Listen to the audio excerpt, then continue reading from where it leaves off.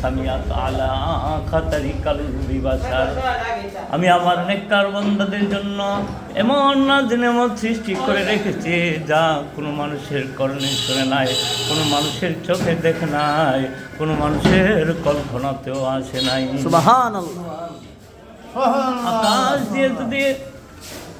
আকাশ দিয়ে যদি একটা পাখি উঠতে চায়, তাহলে যদি ওই আল্লাহর বান্দা যদি চায় এই পাখিটা খাওয়ার আমার ইচ্ছা হয়েছে, তখন সাথে সাথে কবাব হইয়া মুখের মধ্যে আইসা পড়বে।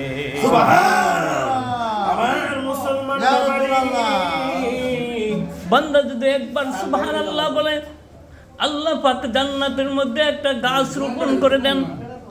এমন একটা গাছ যদি একটা তেজি গোড়া 500 বছর দৌড়াদৌড়ি করে, তাহলে একটা ডালের ছায়া পর্যন্ত পার হতে পারবে না।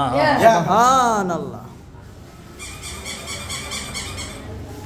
রাসূল সাল্লাল্লাহু আলাইহি সাল্লাম ওনার 2টা বা 3টা ছেলে ছিলেন।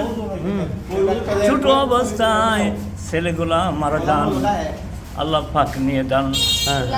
যাওয়ার পরে কাফের মুশরিকরা একত্রিত হয়ে তাকে আপনার বলে ডাকতো, নির্বংশ বলে ডাকতো। মুহাম্মাদের ঘরে বাতি জ্বলবে না, এমনভাবে তার লেজ কাটা নির্বংশ বলে ডাকতো। তখন আল্লাহ পাক রব্বুল আলামিন আল্লাহ পাকের পক্ষ থেকেই সূরাতুল কাউসার নাযিল করেন। সুবহানাল্লাহ। সূরাতুল কাউসার নাযিল করে আল্লাহ পাক বলতেছেন, বিসমিল্লাহির রহমানির রহিম, ইন্না আ'তাইনাকাল কাউসার ফাসাল্লি লিরাব্বিকা ওয়ানহার, ইন্না শানিআকা হুয়াল আবতার। সুবহানাল্লাহ। হে নবী, আপনাকে আমি কাউসার দান করলাম। ফাসাল্লি, আপনি আমার জন্য নামাজ পড়বেন। লিরাব্বিকা ওয়ানহার, এবং কুরবানি করবেন। ইন্না শানিআকা হুয়াল আবতার, নিশ্চয় আপনাকে যারা আবতার বইলা ডাকে তারা লেজ কাটা নির্বংশ।